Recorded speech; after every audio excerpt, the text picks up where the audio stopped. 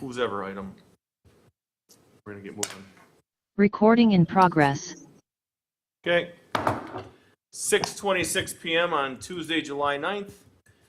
Special Common Council meeting in the City of Franklin. Madam Clerk, slowly, please take the roll call. Mayor Nelson, Here.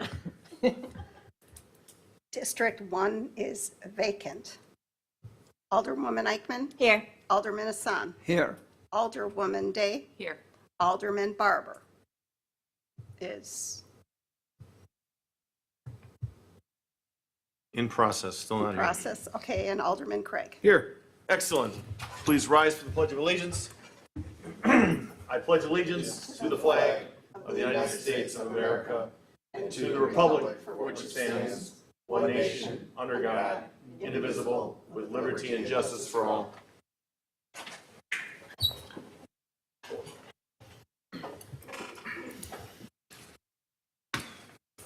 Let's see here. G1, a resolution in ratification of a proclamation to authorize the remote attendance of an alderperson at common council meetings upon temporary health circumstances pertaining to the alderperson not allowing for physical mobility to attend the meeting in person and the availability of a quorum for the meeting. Stillman. Okay, so moved. We got a first Second. and a second. All those in favor? Aye. Any opposed? Ayes have it, motion carries. Under B Boy, citizen comment period. Any citizens wishing to speak at this time, please approach the podium. State your name and address for the record. It's now open, once, twice. It's now closed. C, approval of the minutes. There's none for this meeting. We'll move to D, hearings. We've got none. We're going to take it under F, letters. We have none. Going into G2. A resolution authorizing certain officials to execute a First Amendment to license agreement with the City of Milwaukee for the installation and operation of additional public safety communications facilities at and near the municipal water tower at 7401 West Pute Road. Is Glenn or City Attorney taking this? You gotta hit your button.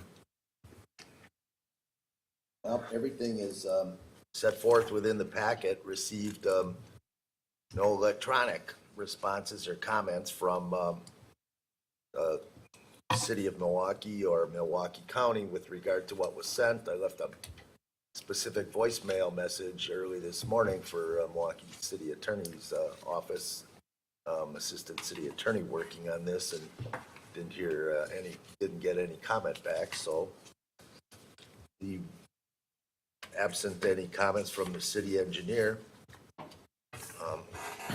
would recommend a motion pursuant to as set forth on the Common Council action sheet. Just Motions. just for explanation, the Putes Water Tower site is actually still a Milwaukee County property, and we actually have a long-term lease over that. Hello? Alderman Barber, Hello? you are crystal clear, sir. Thank you. Crystal clear. We are Okay. we are on G as in George 2. We're going to finish up item G2. Then we're going to go back to E as in Edwards. And so that's created some complications, but then this issue is the fact that the city of Milwaukee is actually working to try to relocate some of the facilities, and they're basically want to put a shed on the base of our tower. So we've worked with staff. We have a place we're comfortable with. I know planning has some issues with the location, but they're going to have to move back a little bit further. So, but that's all being taken care of. This is to help facilitate all of that. Questions? Concerns? Motion on this? I'll make the motion to adopt the resolution. I would second that. We have a first and a second. All those in favor? Aye. Any opposed? Aye. Ayes have it, motion carries. Thank you. Thank you, Glenn. As you skedoot, I will then, Another motion. go ahead. And the second motion on the action sheet, a motion to authorize the mayor to execute and staff to deliver a letter to Milwaukee County noting the city approval of the additional public safety communications facilities to be provided by the city of Milwaukee at 7401 West Putes Road property in such final form as prepared by the mayor and staff. Motion to authorize. Second. First and a second. All those in favor? Aye. Any opposed? Aye. Ayes have it, motion carries. Thank you. All right, returning, gentlemen, if you would please come up here and take a seat by each of these. We're gonna, this way, as you guys come up, I'll start talking about it. Moving into item E, agenda item E is an Edward organizational business selection and appointment of first district alderperson and oath of office. And this is in no particular item. Mr. Doug Schmidt, Mr. Clark Johnson, Mr. John Picarelli. Good evening and welcome. Madam Clerk, would you like to start the conversation? Yes, everyone up at the table here has what the procedures are going to be. I'll just go through them real quick.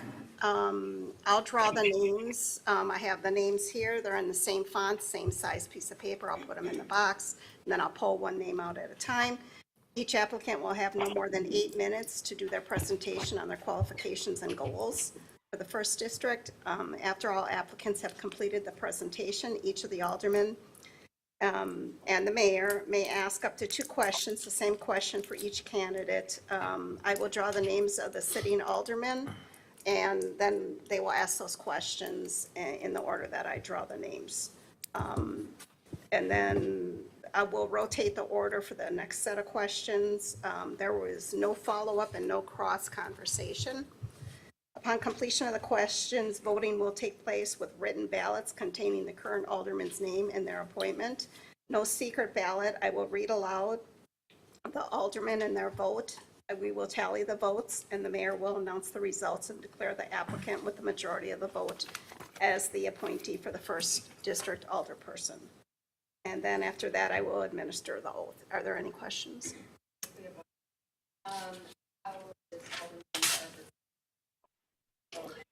He'll be voting, just like she said. So Alderman Barber, I'm not sure if you could pick up that, but how this is going to work is it's not by secret ballot. It'll be announced by the alderperson and their selection. So when we get to you, she'll say Alderman Barber, and then you'll state who your selection is. And I was hoping, I don't know if you were able to capture all Madam Clerk's verbiage on that, on how the points go through. I will be the timekeeper. So that's my role tonight, is the timekeeper. A lot of responsibility. Okay, I'm going to fold the names now. Make sure you're saying it loud enough so you can hear it, please. I am folding the names now. Well, it's like I could hear a mouse.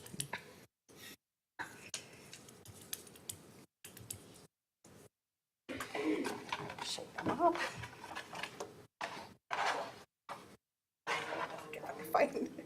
He didn't give me a big enough box. That's the biggest box in the world. Doug Schmidt will be the first one to speak. Okay, you can go ahead. Opening comments? Yeah, okay, so gentlemen, please pull those microphones real close to you. They work, they work great, so just pull them real close. You don't need to go towards them, they can go towards you. And make sure you speak real clear into the mic. And so Alderman Barber knows who's talking. Please state your name before you start an answer, please. Okay. So, my opening comments, or are you asking questions? You're going to have 8 minutes to give your presentation on your qualifications. Opening comments, 8 minutes, yes. Yeah, To your and then point. they'll ask questions. All right. Oh, I don't believe it's necessary to recite what I placed in my letter of application, but I do have a few things that I would like to continue on with. Having been a lifetime resident of Franklin, I've been witness to a lot of changes, even more so than our mayor, who followed me down the ranks of Franklin High School graduate, and Alderman Eichmann. But having been originally a fourth generation Franklin resident, my great grandfather started farming in Franklin in the 1880s. So I've seen a lot of changes take place over the decades. And I remember originally being a member of a student at Franklin High School when we were originally referred to mockingly by our college opponents is the Franklin Farmers. And as a sports editor for our local paper for over 25 years, having documented all the transitions in our sports teams and stuff, and the last 20 years as a substitute teacher in our school district, I've been a front runner in seeing the changes that have evolved in our city and the proud tradition that have been established. And I don't think anybody in the state is mocking us now for the programs that we have put together in athletics and scholastically. One of the actually, it was the last vote that I cast when I was the alderman of the 5th district, which I think Alderman Barber remembers well. But I cast a vote to move forward with the Baseball Commons project. And obviously, we've seen a tremendous amount of growth economically and in entertainment-wise at the Rock since then. And of course, with the tremendous amount of growth also comes growing pains. And it seems current to me that perhaps there needs to be some oversight by the Common Council on the type of acts that are being permitted to perform at the Rock. Obviously, Franklin is not Alpine Valley or a Summerfest grounds. We're not living in a vacuum here. So I think that it behooves the council to be able to have some oversight in the permits that they issue relating to the types of entertainment that are being held at the Rock. Obviously, I wouldn't have any objections if we were booking or concerns if we were booking Billy Joel or Chicago or something of that nature. But anyhow, that's just one observation of mine. And beyond that, I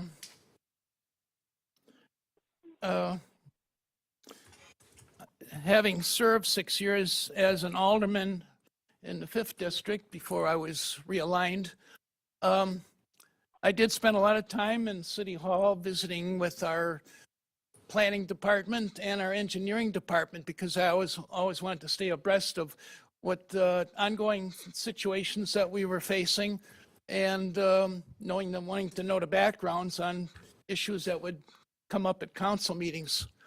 So, and I served on several committees from the Planning Committee, Public Works, Environmental Commission, and of course the Quarry Monitoring Commission.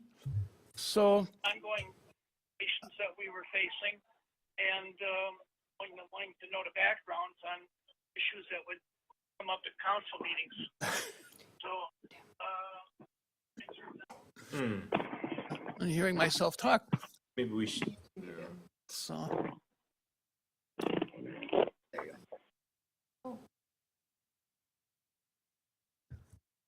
In any event, I've seen the city grow and address a number of issues from a variety of standpoints. And I would like to continue to watch the city go forward. So I hope that you'll take my history in Franklin and my commitment and my involvement with activities into consideration when you cast your vote.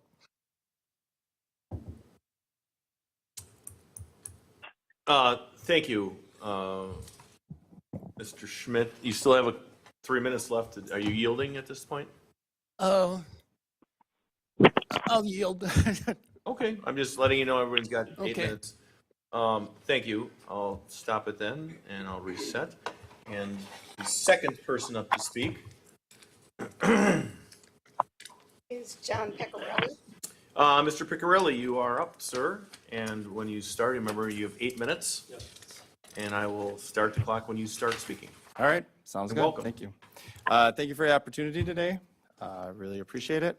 I am a Franklin resident for over 45 years. I went to Franklin Public Schools, ended up also through the Chapter 20 program, going to Milwaukee schools while still living in Franklin for a while. Graduated of Franklin High School.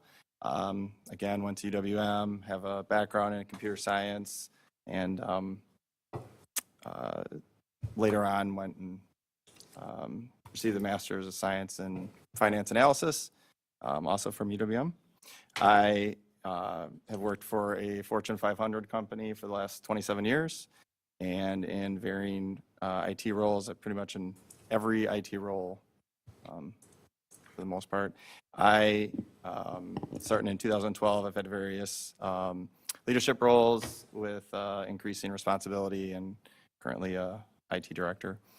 I built a house in Franklin in 2000. Still live there today with my wife and 3 kids. My oldest just graduated from Franklin High School, and my wife's actually on the board of review with the city of Franklin. I am very open when it comes to trying to gather information to make decisions. I value multiple viewpoints. I am a very strong proponent of using data to make decisions. Very analytical. I am both strategic and execution focused. So essentially, I'm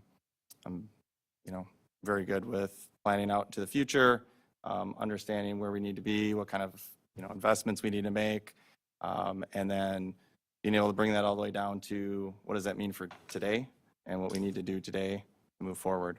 I've been around a lot of projects of varying sizes over my 27 years.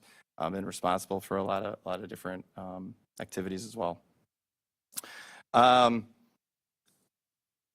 As far as my goals, I would say that my biggest goal is that I've been here for a long time. I've seen Franklin grow, become a much larger city than when I first was here, and that's to me very exciting. It's been a lot of growing pains along the way as well. But my biggest goal is just to, be a positive impact on the community, present, be the voice for District 1, and ensure that we grow successfully while being fiscally responsible and also understanding, where we need to be as a community in the future. All right. Are you, I'm yielding the rest of my time. okay? Thank you. I just want to check it out. All right. That's up, Mr. Johnson. When you're ready, I will start the clock. You have 8 minutes, sir. Thank you. My name is Clark Johnson. As the others, I'm not going to review my resume. You all have that.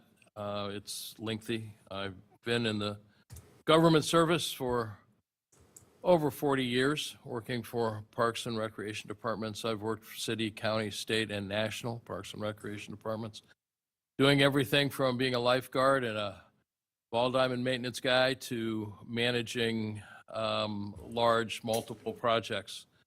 My last project with the Department of Natural Resources was Lakeshore State Park, which is kind of my legacy as working with Governor Thompson and a number of other people providing that facility off the Summerfest grounds and in conjunction with Discovery World.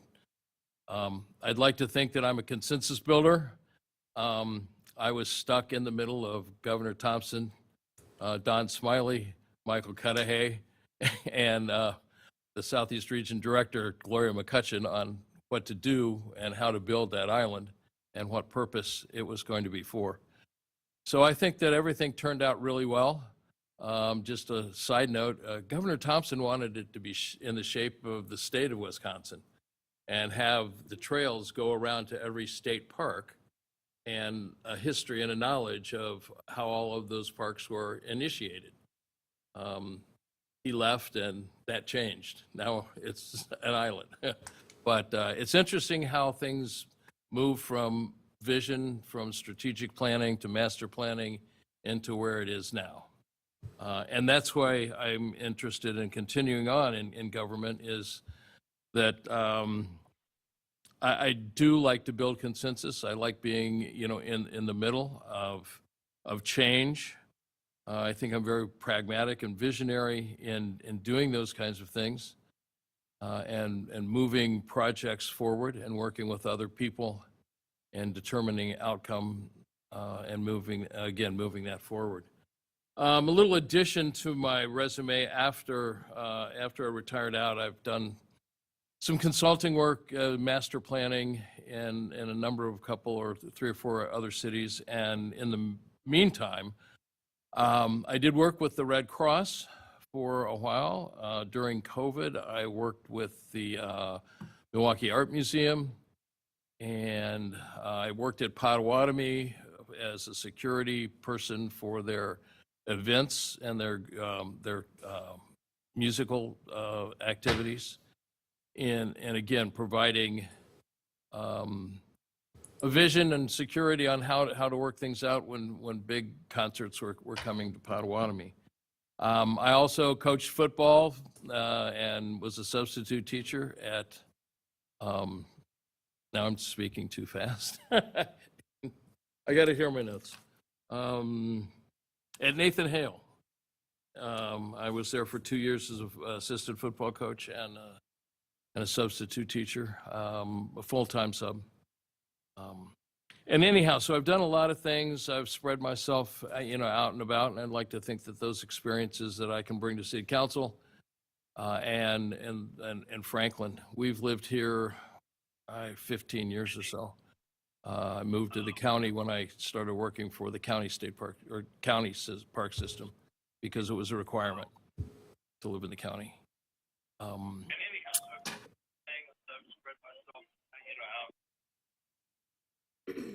And I'm done. Okay. So now this next part says after all the applicants have completed their presentation, each of the aldermen and mayor may ask up to 2 questions. The same question to each candidate. The city clerk will draw names of the sitting aldermen by lot for order of questions. The applicants will answer in a rotating order, starting with the second applicant in the presentation for the first question, starting with the third applicant for the second question, etc. You follow that one? No. Great. So I have the aldermen's names in the box, and I will just pick them. Alderman Barber.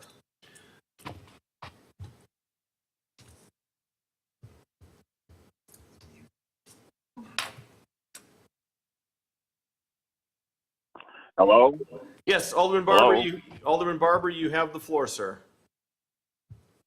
Okay, my first question is, do I ask it in general of all 3? Madam Clerk, loudly. Mr. Barber, just if you ask the question, and then Mr. Pecorelli will go first, then Mr. Johnson, and then Mr. Schmidt. We'll go in that order, and you can ask 2 questions. Ask them one at a time, though, please. Okay, my first question is, how are you going to balance the needs of your constituents versus the community interests or other community interests? Okay, Mr. Pecorelli will go first. All Alderman right, Barber. so, John Pecorelli. Again, going back to making decisions from data, a lot of this comes down to, obviously it's on a case-by-case basis, but it's really understanding what is the true interest from a community standpoint, if there are concerns, what are the concerns, and then compare that against from what was the second part of the question? It was the community concerns versus the District. The district needs. The question, I'll repeat it. No. The question is, how are you going to balance the needs of your constituents versus other community interests? Okay, so I'm going to take other community interests as, for example, the district needs. I think that, so again, getting back to for individual situations is a lot of times is understanding the concerns of my constituents in the District 1, and then comparing that up against what the concerns are or the challenges or whatever we're trying to make a decision around, and looking at what if there's common ground between that, because a lot of times on the surface there might not look like there's common ground, but if you dig a little bit, a lot of times you can find where there's common ground. And a lot of times in these kind of situations, it's finding the common ground to drive towards decisions. If I use, let's say, tax base as an example, right? The city of Franklin is, I think, about 25% of someone's tax bill. People might think it's a lot bigger than that, but it's about 25% of it. So, there's a lot of questions that come up around how does this affect my taxes, right? And so if you're trying to make decisions and people are concerned about how that's going to affect their taxes, putting it in terms of how this is truly going to affect your taxes would help in making that decision. So either it'll help us understand that that is not going to have any, let's say, increase to your taxes based on this, or if we make this kind of decision, this is what this means. And it could be in the short term, it could be in the long term. So it's a lot of balancing that and being able to communicate back to the different groups to understand so that we can get to a common, some sort of common decision. Okay, Alderman Barber, Mr. Johnson is going to speak now. I think the first thing you need to do is define the issue. What is the issue? What are we trying to resolve? What is the problem? And why is there a difference between constituents and the district that you happen to be representing? And how great is that problem? And then working through and listening to and talking, with everybody, sharing those issues, obviously with council and other policy decision makers, come up with a compromise usually, that can try to answer, both the constituents, and your district, the entire city, and your district, and trying to come up with something, that'll benefit the entire community. So I think research is important, and again, defining the issue is paramount. Are you done? Were you done then? Yes, I'm Okay, done. I'm sorry, I didn't want to interrupt you. No. Alderman Barber, Mr. Schmidt is going to speak now. Well, I think having had experience as an alderman previously, you do learn that there are a lot of things that you have to address as an alderman with your particular constituents that do not override the greater picture as a common council representing the city. I was amazed at how many sensitive issues neighbors have sometimes between themselves, and they determine that they want their alderman to be their arbiter rather than just straighten things out themselves. I remember going to see properties where one neighbor was concerned because the other neighbor's tree was hanging over his property, and he wanted him to trim the trees. And, so you do have specific issues relating to your particular constituents. And what always fascinates me is that Franklin does cover 34 square miles, and it's creates a lot of different challenges because you can drive through different parts of Franklin and not realize that you're still in the same city. So between that and it, the greater issues like, it's things going on at the Rock because they're constantly expanding and trying new things that we have to address as a common council to keep a balance between them and the residents. So you do learn that you have immediate needs, that you work with the different department heads, whether it's public works or what have you, to address your particular constituents, and you work as a body to address the larger issues of the city that have a broad spectrum of issues to address, whether it's economic expansion or what have you. Okay, Alderman Barber, did you have a second question? Yes, I do. Okay, go ahead. How, oh, let me say this. How will you get input from your constituents and communicate with them? Okay, Mr. Johnson will speak first.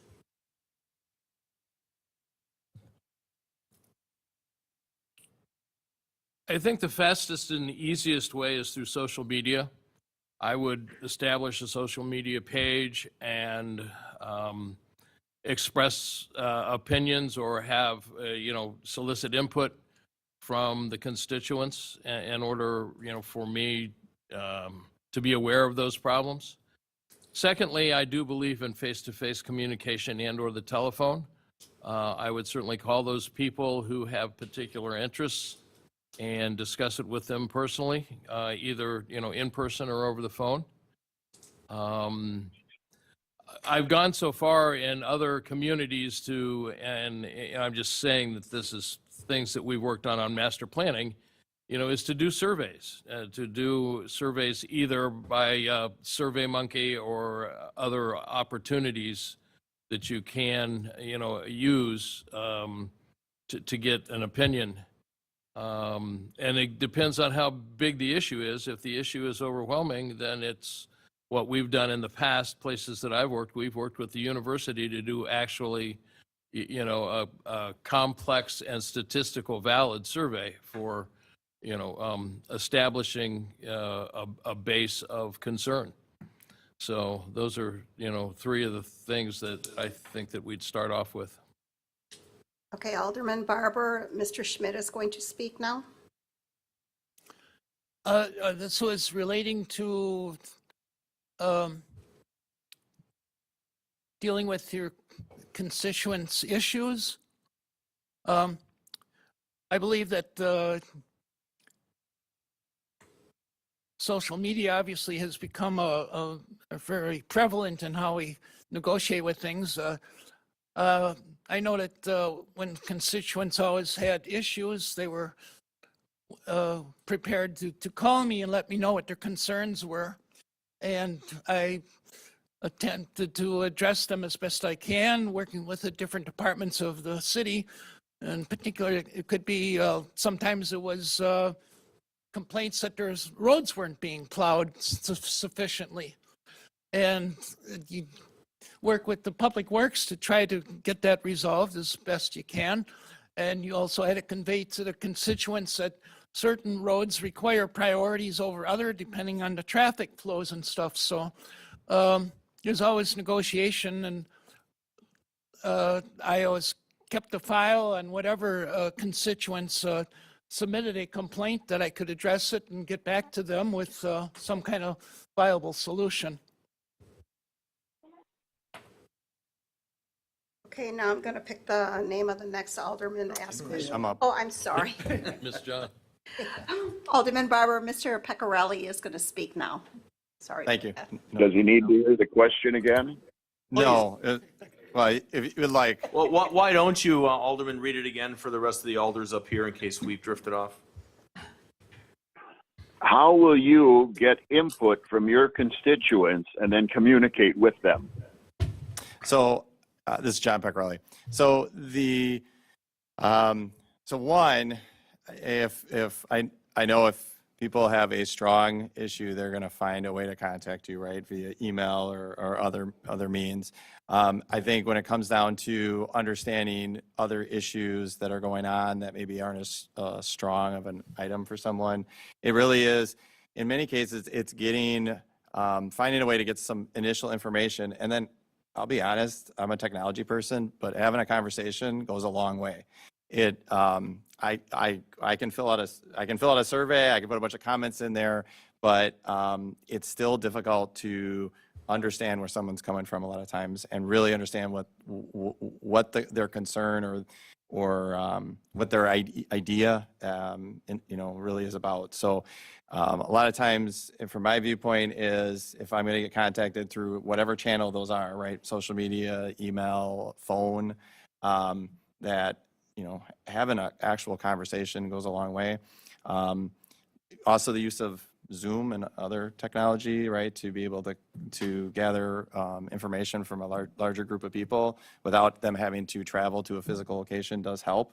Because let's be honest, when there's a lot of other things going on, and a lot of families can't always get somewhere, and so having those kind of options works really well as well. I'm done. Thank you. Thank you.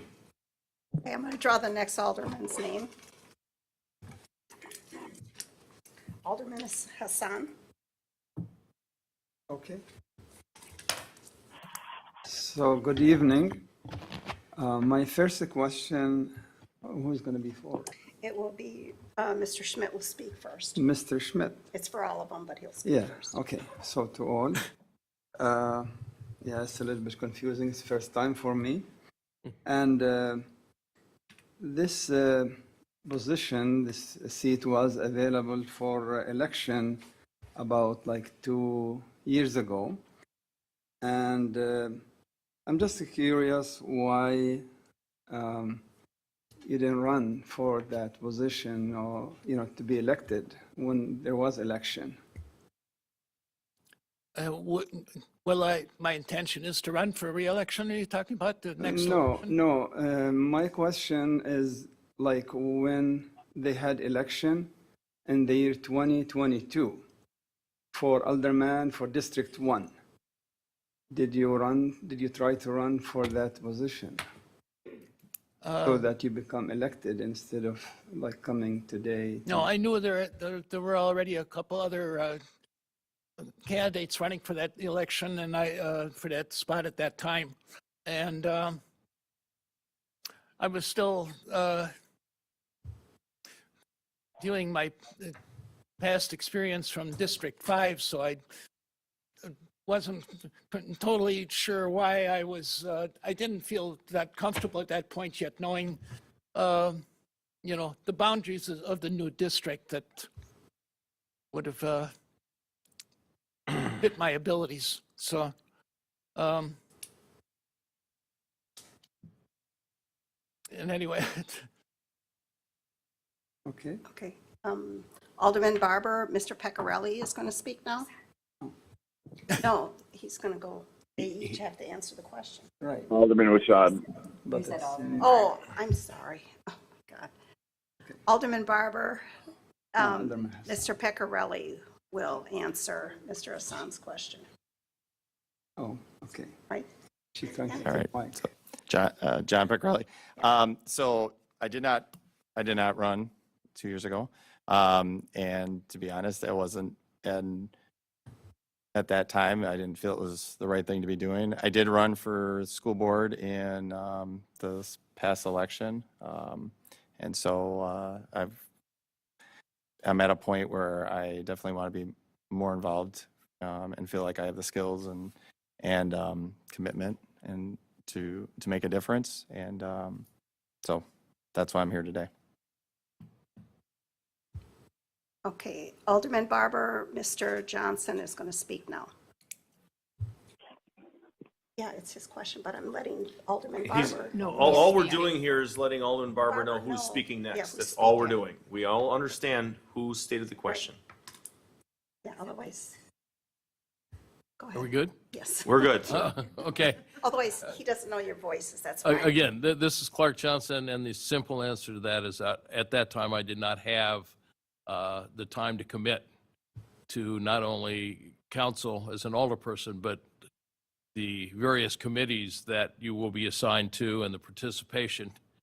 I was doing some other things on the side, and I was pretty committed to making money at that time. Needed to take care of those obligations that I'd already contracted with. Second question. Okay. So my second question is, what steps will you take to promote equity and inclusion in your district and also in the city as a whole? Okay, Alderman Barber, Mr. Peccarelli will be answering the question. So, so I think the first thing to note is that Franklin as an overall community has definitely, changed for the better, I would say, over the last, 30, 40, 50 years. There's, I think it's continuing to ensure that everyone has opportunities, that everyone is heard and has a voice. And, it's part of my role as an alderperson is to be that voice as well. And so just to ensure that,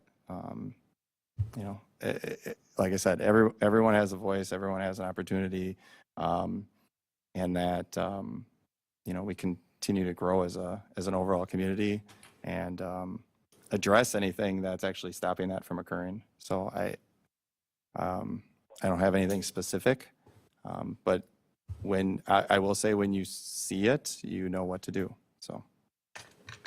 Okay, Mr. Barber, Mr. Johnson will be speaking now. I think it's important to look at all the policy decisions, all the ordinances, everything that's being done as a community that is all-inclusive and universal. That all visions are incorporated in making our policy decisions, and again, ordinances and procedures, that they are inclusive. And I think the classic example is Kayla's Playground. Again, I'm a Parks and Recreation person, done a lot of development in parks, making sure that they're universally acceptable, university accessible, in all ways, whether it, physically, strategically, mentally, all kinds of applications. And I think that you'll see that the Parks and Recreation departments that I've worked with, and it's been on a leading edge of, providing all-inclusive activities for, and access to all the facilities. And again, I think that applies to, all of our policies and procedures that we'll be passing in the future. I will pick the next name. Mr. Schmidt. No, Schmidt has to. Oh, Mr. Schmidt, sorry. Well, I think the particular districts have some uniqueness to them, and you need to examine the various zones and what is can be applied to that particular zone, whether you're trying to do something commercial or manufacturing wise or residential, and what is compatible according to the zoning regulations. And that's where a lot of the committee studies get involved, where you're working with the different departments to see what you can do in a particular thing to make everything compatible with the general structure of the area.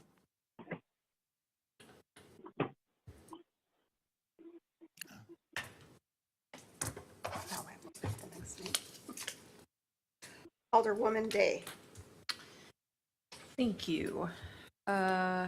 So my first question, it's been a tough economic time for everyone, and municipal budgets are no different. Each of you have had varying degrees of budget work in your backgrounds.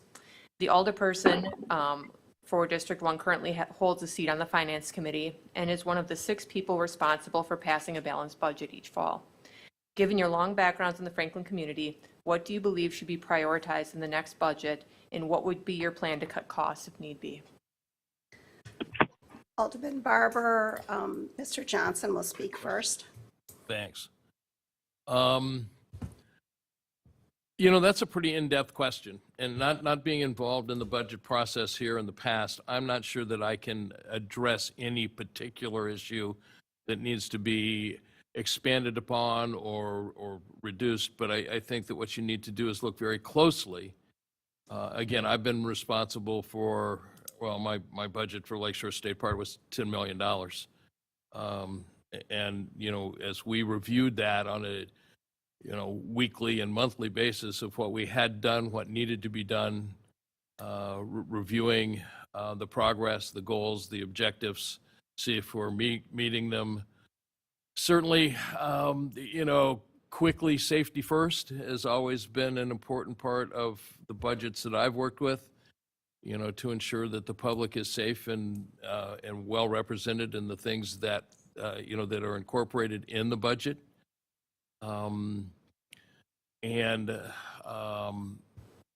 You know, certainly listening to the department heads as they defend their budget as to how they feel, what they need, you know, in order to do their job effectively and efficiently. And there's so many things that are variable that budgets don't have, you know, the ability to control. And we've always called it the God account. You know, how much snow are we going to get? How much rain are we going to get? What's it going to take to repair, replace? And when you look at long-term purchases like a bucket truck, if you're looking at $120,000 and it breaks, you know, do you have the money to fix it, or how long, you know, do you put it off? You need to buy the whole one. You can't put like $20,000 a year in a budget for a bucket truck if the one's broken. We've always made the joke of, if you're out of gas and you've got a flat tire, which one are you going to fix first? So looking very closely, you know, at the budget, and it would certainly be something that the new alderperson needs to do is, you know, dive into that and certainly talk with all of you that you've had the experiences, you know, in working with that. So again, I think it's a very open question. Okay, Mr. Barber, Alderman, or Mr. Schmidt will be speaking. Shirley. Well, of course, the budget is always a touchy subject, and I think a lot of times our constituents don't realize too that the reflection of their taxes, the largest part of the taxes come from the school district, which the Common Council does not have any control over. But as far as trying to achieve a balanced budget, I know that you have to factor in the what the different departments require. If you're on the personnel committee, you're negotiating for contracts. You know, there's always going to be requests from the police or the fire department that they need more people that they need to hire, and you have to balance on how much you can actually afford to put into budget to expand those operations. Likewise with the public works, they need new equipment all the time. I saw a lot of those issues come before us when I was on the Public Works Committee, and as far as obtaining new equipment or negotiating contracts on recycled equipment that were just as efficient. So it takes a lot of diligence to analyze each particular situation, and there's no magic bullet for balancing the budget. Alderman Barber, Mr. Pecorelli will be speaking now. John Pecorelli. So first, obviously I have a finance background as well. So I'm very comfortable being on Finance Committee. I would say from a budget standpoint, you really, first off, from a department head, is getting them to understand of their items they have out there, to get them to rank them. And a lot of the criteria around how you're going to rank, there's a lot of different ways you can do criteria around ranking them, but essentially ranking them and understanding impact associated with them. So if we get to a point where you do have to decide on what we're going to cut, we have a better, excuse me, we have a better understanding of what that means. And so that you just looking at numbers isn't going to tell you something. You really need to know if there's something we can't do, what does that mean for us, either in the short term and in the long term? And then understand that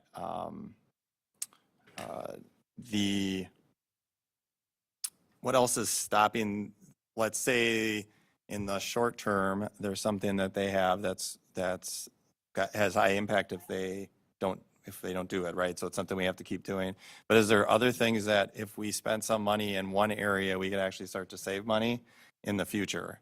And getting to understanding of what that is, because a lot of times when people start looking at budgets and and keep looking at them as I have to hold or I have to cut, they just look at what's in front of them and don't think about, well, if I invest in this, I don't need to spend that anymore, and therefore I can actually get that off a line item in the future. So sometimes there is, it sounds strange, but sometimes there is something about if you spend more money in one area, you can actually save money longer term. That is a real thing, and you do have to look at that, so. Thank you. Okay, and my second question is, a common strategic planning tool is something called a SWOT analysis. If you're not familiar with it, it stands for strength, weakness, opportunity, and threats. A lot of times, people like to go right to kind of the negative pieces as to something that needs improvement, but I want to focus on the positives. So what do you see as the biggest strength and opportunity within your district, Aldermanic District 1, and in the city as a whole? So strengths and opportunity in your district and the city as a whole. Okay. Alderman Barber, Mr. Schmidt will be speaking first. The greatest opportunity within the district? Yeah. I think the opportunity to expand possible manufacturing or to create new jobs in that district. And that there again comes into how different portions are zoned, that we can look forward to inviting new industry into the district. And obviously, we're going to have a big thing to fill, which isn't particularly in District 1, but with the Northwestern Mutual pulling out, so that's going to create a big vacuum, whether it relates to the budget or future development of economic progress in Franklin. Alderman Barber, Mr. Pecorelli will be speaking now. So I would say from a standpoint of, I would say economic development, to get back to your budget question, and working with area resources like the Milwaukee 7, for example, to understand what options are out there, and see if we can attract something that is of a business that I'm going to go with everyone can agree on. That might not actually happen, but we'll start there, and get back to from a standpoint of building our economic base from to help us continue to grow without putting a huge burden on our budget. Alderman Barber, Mr. Johnson will be speaking now. Certainly, controlled growth is important in order to increase tax base. So controlled growth and economic development involves a lot of things. Retention of existing, industry and housing, and then the redevelopment of certain housing and properties that are available for construction, and again in zoning and planning to make sure that that you get the best value out of the pieces of property that we're interested in, developing. So it's there's a lot of moving pieces in the SWOT program, and I think without a specific, it's difficult to add definition to that, or at least it is for me. I will pick the next name. Alderwoman Michelle Eichmann. Thank you, Shirley.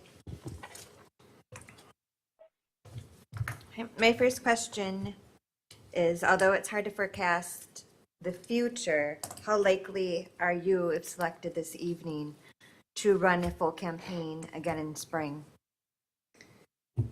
Mr. Pecorelli will be speaking first, Alderman Barber. If selected, John Piccarelli, if selected, it would 100% that I'd be running a full campaign for reelection.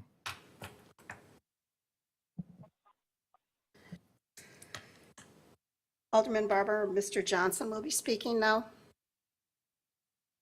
I would agree with that. I think if selected, I would be interested in running a full-out campaign in April.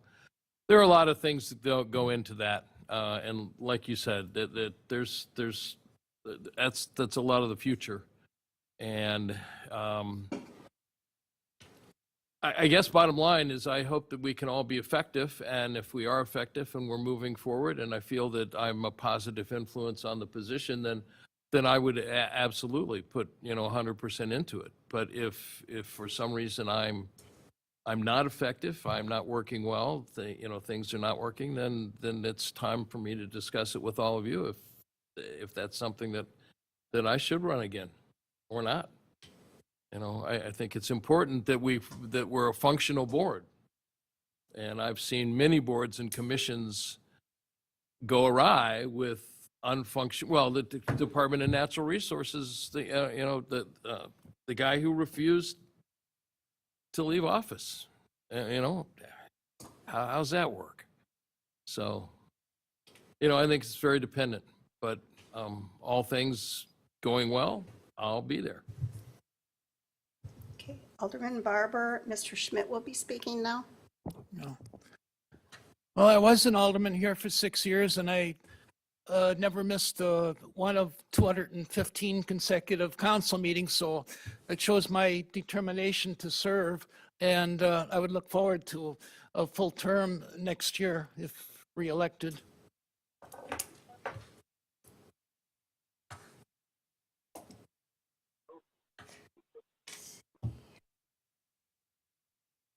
On my list of many questions, I guess what I'll touch base on next is, do you personally consider yourself resilient enough, per se, have thick skin, personality-wise, to ignore and not let your work performance be vindicted by the negativity on things such as social media, open to the fact that you will, not possibly, you will lose friendships, possibly neighbors that you have been friends with for a long time.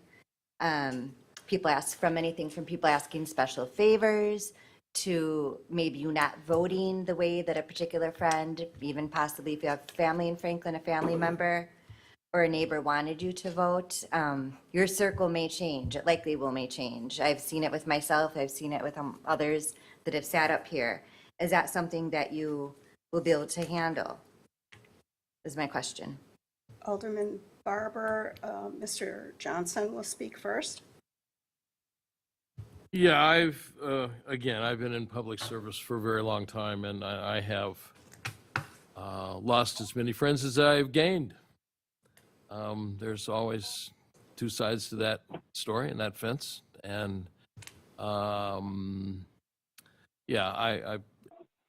pretty thick-skinned, and I guess that's not the right word. I'm resilient. I'm visionary. I see other people's side of the story. And I certainly agree with people that disagree with me. Please do. That's what progress is about, is, having other opinions. And, if you're so shallow that you feel that you can no longer be my friend because I don't vote the same way you do, then I guess I really don't need you as a friend. Alderman Barber, Mr. Schmidt will be speaking next. Well, in 6 years as alderman, I was always willing to listen to opposing viewpoints, assuming they were rational, which isn't always the case. But I've always tried to remain impartial, and I never let any negative comments influence how I voted or that I was going to delegate any favors to anyone because of what implied pressure they might apply to me. So I've always tried to be my own person. Alderman Barber, Mr. Pecorelli will be speaking next. John Pecorelli. So I'll start with that. I went back to before that I do listen to and really look for a lot of different viewpoints and truly listen to those. I'll be honest, demonstrating empathy goes a long way towards maintaining relationships. And I know a lot of people that I don't always agree with a lot of what their views are versus my views. Still friends with them. And yes, at times you could lose somebody, right? But that's what it is. It's you can only control what you can do. I have very high ethical standards, and but again, I go back to truly listening to what people are saying, and sometimes what the words they're using isn't necessarily what they're saying, right? And truly understanding that goes in my view, it goes a long way towards maintaining those relationships. Okay, the last name is Alderman Craig. Thank you. Thank you all for for coming forward and wanting to be leaders within the community. Greatly appreciated and need more of that as a whole for the city of Franklin. My first question is kind of goes hand in hand with that, is that no one person up here is an island. We all have to work together, and you all have to be a bridge, not only with the council itself, but within the myriad of different departments that the city has. How would you be a bridge to connect from finance to the parks department or to engineering and the health department?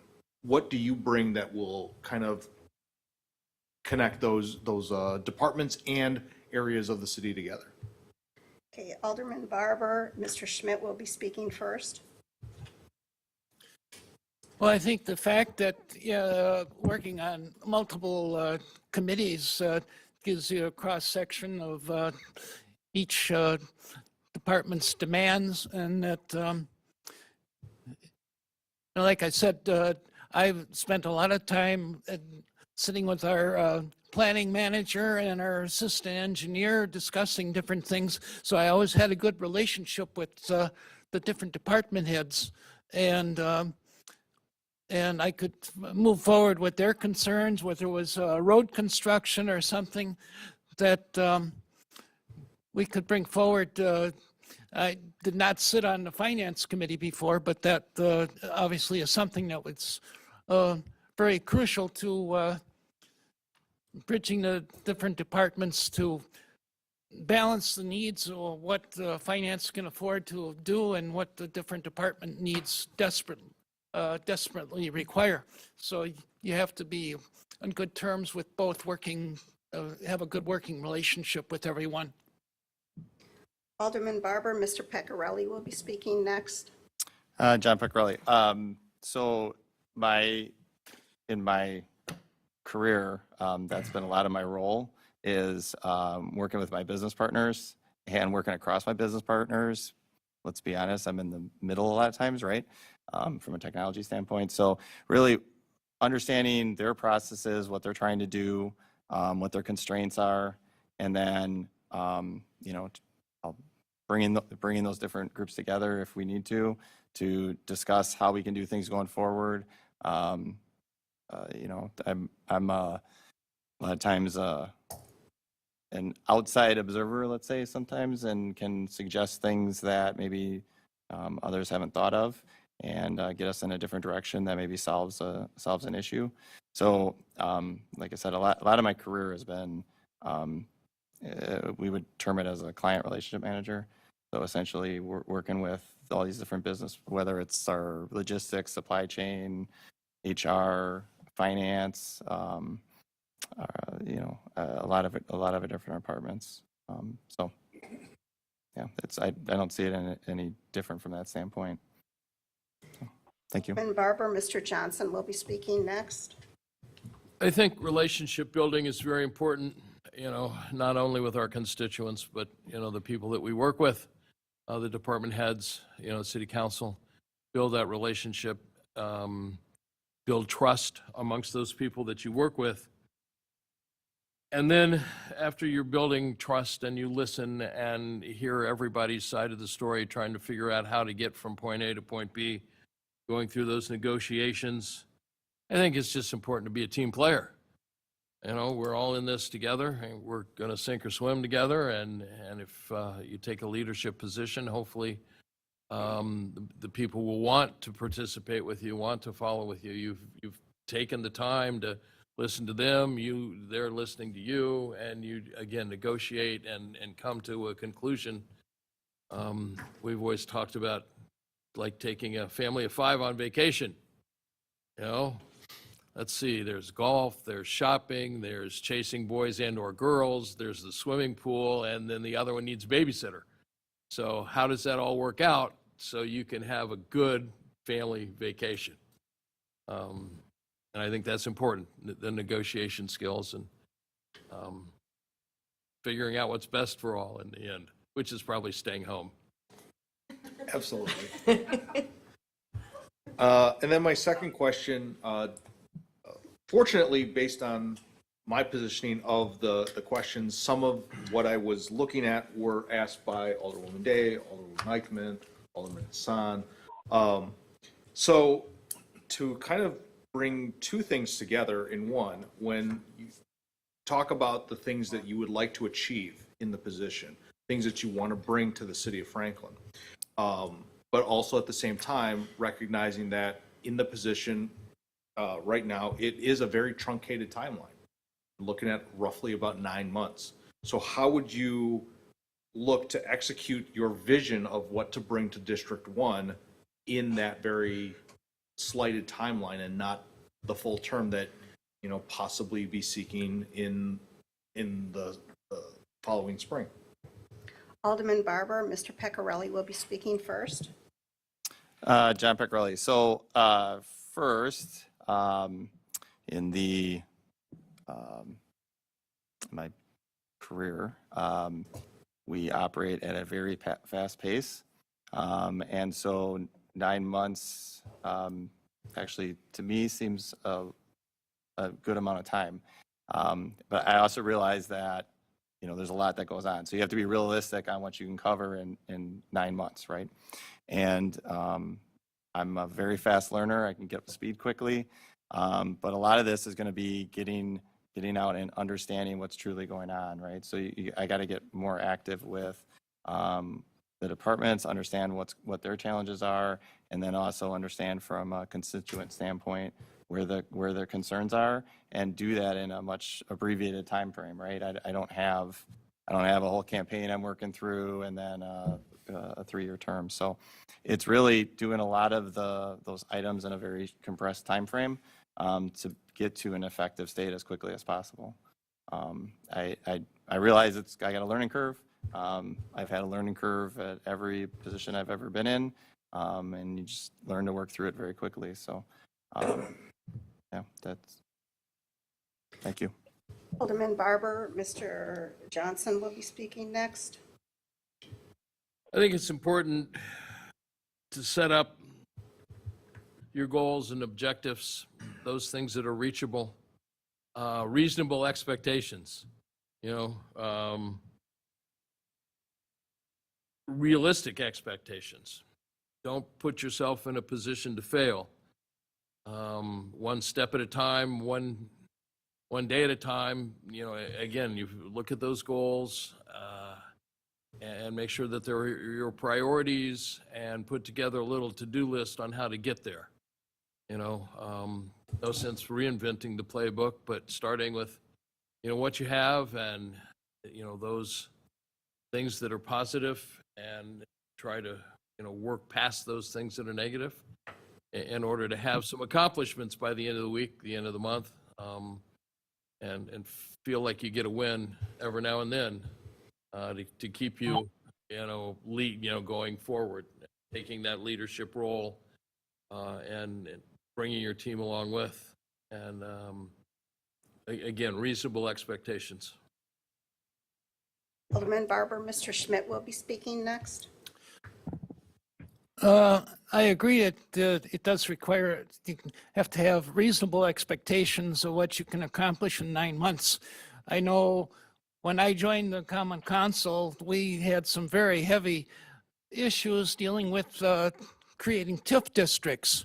Were we going to do one? Were we going to do two? Were we going to do three? Which one would take priority? And these things took a lot of closed sessions and a couple of years to even achieve to the point where we got on board with something where we moved ahead with it. So there's only so much you can do as an alderman. You try to meet the needs of your constituents to resolve whatever minor issues that they have so that they are content with where you're going. And there are so many different aspects of running a city, and we have a proud history, and I've been very proud to be a part of our historical society for 20 years. And I don't know that half the city is even aware that we have a historical park right behind us here that was designated as a historical landmark by Milwaukee County a few years ago. There are a lot of people that come to our 4th of July festivals and still don't know that we have a half dozen historical buildings here. That's all part of incorporating our city into a homogeneous body. So, but you can't force things to happen overnight. So you can't have unrealistic expectations of what you can accomplish in 9 months, but you do your best to try to relate to your constituents in your district.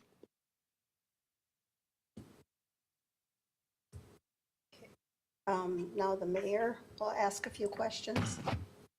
Go ahead. Thank you. To echo Alderman Craig's sentiment, thank you all for your interest in serving our wonderful community, our wonderful city. It's not an easy task to do. Sometimes you are torn. I'd also like to say thank you to all the alders for coming up with some very insightful questions and got us thinking of a lot of things.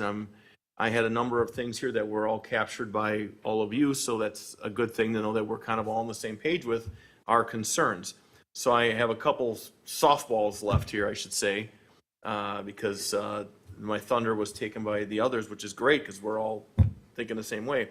So number one, first question is, it's real simple. What do you think is the biggest challenge the city of Franklin is facing today? Okay, Alderman Barber, Mr. Johnson will be speaking first.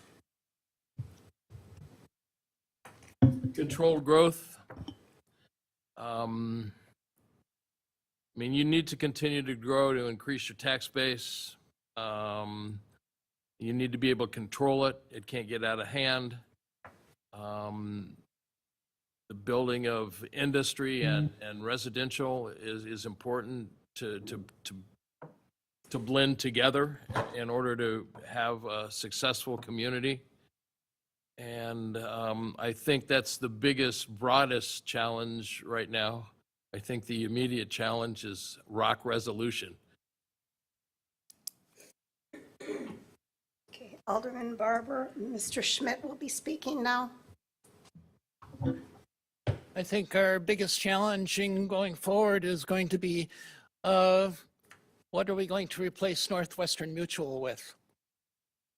It's been a major economic boon to our community since they bought out the old 41 Twin Theater in 2001. But that's a major economic impact that we need to try to attract new commercial business to replace. Alderman Barber, Mr. Pecorelli will be speaking now. I would start with building a strong, connected community. There's a lot of issues that we've been dealing with, and I do feel like we've fractured a little bit here. And so I do think, working towards that would be a big help, while also being financially focused and ensuring that we have a mindset that doesn't put us behind on, essentially having to raise taxes, because that's not going to be popular. So. Question number 2. List any boards or commissions with the city of Franklin that you currently are a member of or sit on, or past that you sat on or a part of, not as an elected. So if you were a resident and you sit on a board or commission now or did in the past, what were they? Alderman Barber, Mr. Schmidt will be speaking first. What you're talking about? What committees that I served on? Not as an elected Alderman. official.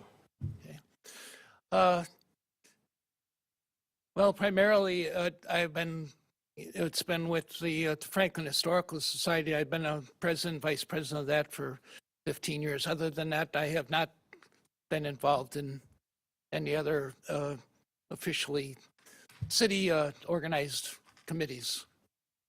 Alderman Barber, Mr. Pecorelli will be speaking now. So I think city-wise, I don't think I've been on any. I am on the school board with the Key Communicators Group, the strategic group. Alderman Barber, Mr. Johnson will be speaking now. Mayor Olson appointed me to the Parks and Recreation Commission. I was on that for a while. And then again, I had to resign due to some other opportunities that came forward. I wasn't able to commit the time.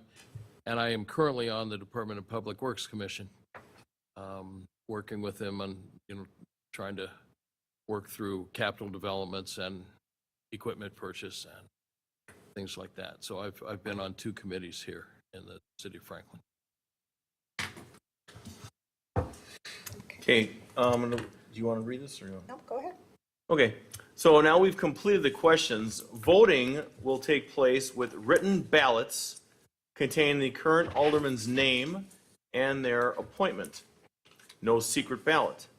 City clerk will read aloud each alderman and their vote, tally the votes, and the mayor will announce the results and declare the applicant with the majority vote as the appointee of first district alderperson. Okay, Alderman Barber, what I'll do is I will read their votes in the order. When I get to you, you can read yours aloud, okay? Yes.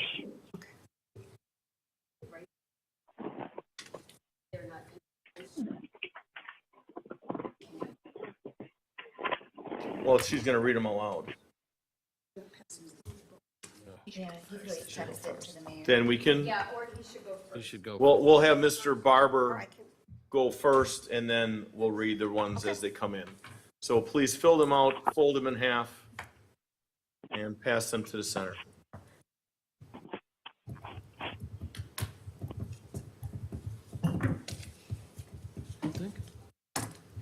Fold them in half or a third. You can't do 30 because they won't have. Bucket. And the bucket, please. Liza, the hole in the bucket. Song.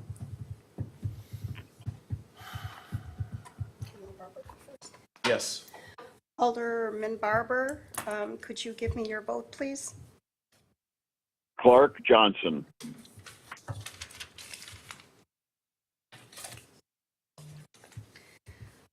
Alderwoman Eichman, John Pecorelli.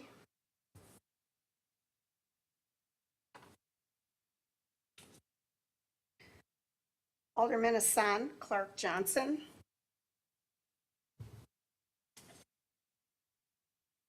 Alderwoman Day, John Pecorelli.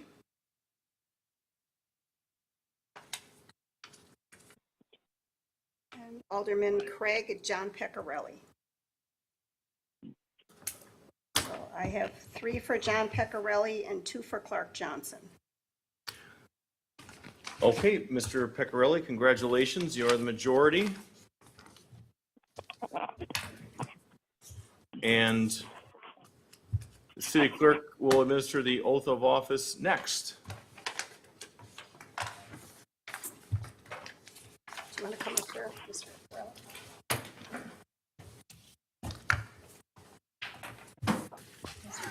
John Pecorelli, having been elected to the office of first district officer. The Constitution of the State of Wisconsin and will faithfully discharge the office to the best of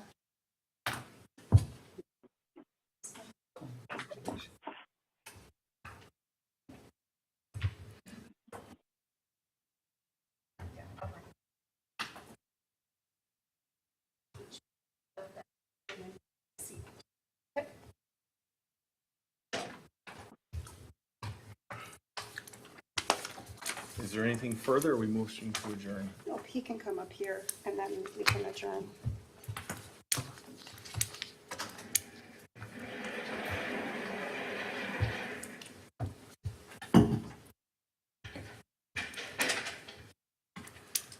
So Alderman, congratulations, and if you would like to, once we get your, this on and active, that's the first challenge, is to always make sure this is on. and Look for run. the red. Yes, would you like to make the motion to adjourn? Sure. I just got to explain what I have to do. Say, make a motion to adjourn. Make a motion to adjourn. Is there a second? Second. Second by Alderman Hassan. All those in favor? Aye. Any opposed? Ayes have it. Motion carries. We are now adjourned at 7:48 PM. Yeah. Thank you, gentlemen. Watch out for that. No workman's comp. Sure. Hello? Yeah, we're adjourned. Thank you, Alderman. Bye-bye. If Robson is-